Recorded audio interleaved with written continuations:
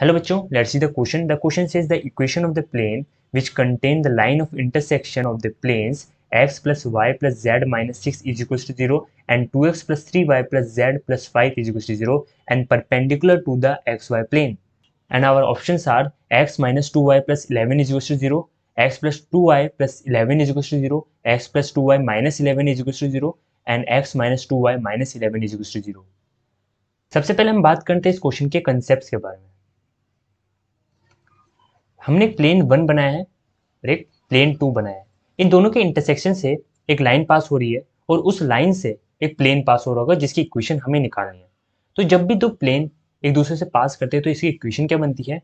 Plane first plus lambda times of plane 2 which is equals to 0।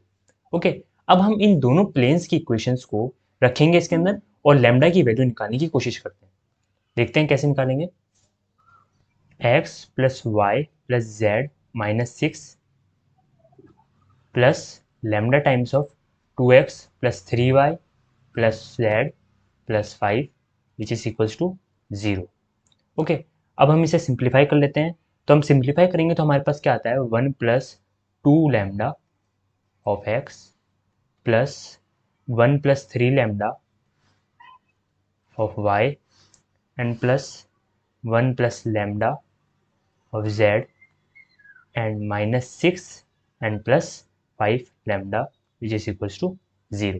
अब देखिए हमारा जो प्लेन होता है उसके direction ratios x y z के कोएफिशिएंट होते हैं, यानी कि 1 प्लस लैम्डा एक्स का कोएफिशिएंट यानी कि डायरेक्शन रेशियो है, 1 plus 3 lambda and 1 plus lambda, इस तीनों डायरेक्शन रेशियोज हैं।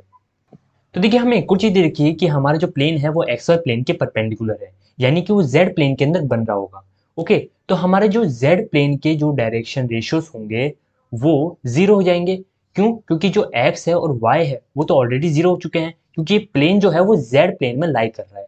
तो 1 प्लस लैम्डा जो होगा वो 0 हो जाएगा।